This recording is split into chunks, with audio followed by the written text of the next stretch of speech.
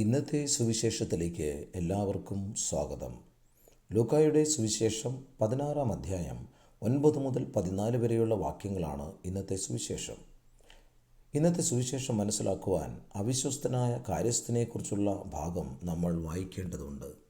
അവിശ്വസ്തനായ കാര്യസ്ഥനെക്കുറിച്ചുള്ള ഭാഗത്തിൻ്റെ തുടർച്ചയാണ് ഇന്നത്തെ സുവിശേഷം. ഒരു ഭവനത്തിൻ്റെ ഉത്തരവാദിത്തങ്ങൾ ഏറ്റെടുത്ത് നടത്തുന്ന വ്യക്തിയാണ് കാര്യസ്ഥൻ. കാര്യസ്ഥൻ സ്വത്ത് ദുർവ്യയം ചെയ്യുന്നതറിഞ്ഞ് കാര്യസ്ഥത അയാളിൽ നിന്നും എടുത്തു കളയാൻ യജമാനൻ തീരുമാനിക്കുന്നിടത്താണ് ഉപമയുടെ ട്വിസ്റ്റ് നമുക്ക് കാണാൻ കഴിയുക. കാര്യസ്ഥത എടുത്തു കളഞ്ഞാൽ ഉണ്ടാകാവുന്ന അപകടം അയാൾ മനസ്സിലാക്കി.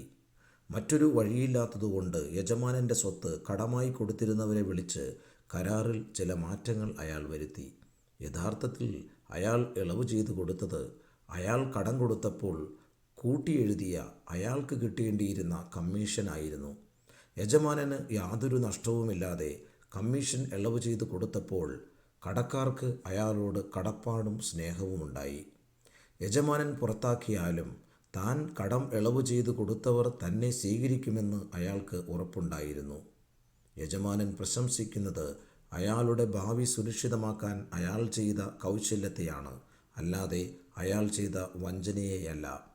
അതായത് അയാൾക്ക് കിട്ടേണ്ടിയിരുന്ന അന്യായ തുകയിലാണ് ഇളവ് ചെയ്തു കൊടുത്തത്. വേറെ വാക്കിൽ പറഞ്ഞാൽ അധാർമികമായി അയാൾ സമ്പാദിക്കുന്ന സ്വത്തിലാണ് ഇളവ് ചെയ്തു കൊടുത്തത്.